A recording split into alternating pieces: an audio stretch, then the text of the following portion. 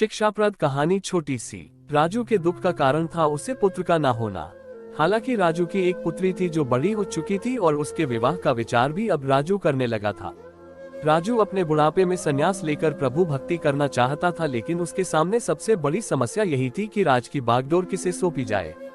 एक रात इसी चिंता में राजू काफी देर तक भगवान का नाम जपते जपते सो गया।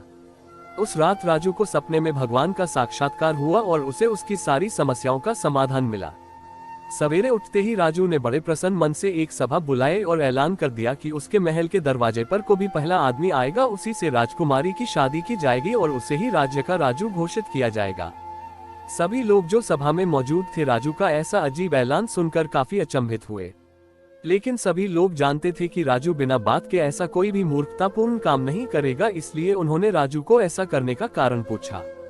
राजू ने अपने रात के सपने के बारे में सबको बताया तो सबके मन का संदेह दूर हो गया। राजू के ऐलान कर तुरंत पालन किया गया और थोड़ी ही देर बाद सैनिक एक युवक को सभा में लेकर आए जो मैले पुराने कपड़े पहने हुआ था। राजू ऐलान के अनुसार गरीबों को राजू बना दिया गया, राजकुमारी से उसकी शादी भी कर दी गई।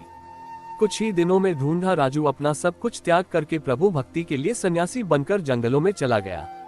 धीरे धीरे नए राजू ने राज्य का सारा भार संभाल लिया और बड़े अच्छे से शासन करने लगा। राजमहल में एक गुप्त कमरा था जिसके दरवाजे पर एक बड़ा सा ताला लगा रहता और इस ताले की चाबी नया राजू हमेशा अपने पास संभाल कर रखता।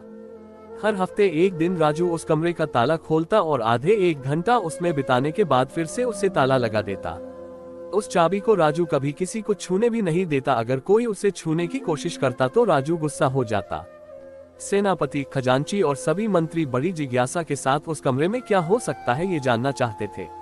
सभी के दिमाग में यही सवाल घूमता रहता कि आखिर खजाने की चाबी खजांची के पास, शस्त्रागार की चाबी सेनापति के पास और सभी जरूरी दस्तावेज रखे कमरे की चाबी मंत्री के पास है, तो आखिरकार राजू उस गुप्त कमरे की चाबी अपने पास लिए क्यों फिरते हैं और आखिर उसमें क्या ऐसी कीमती चीज है जो राजू किसी को बताते नहीं।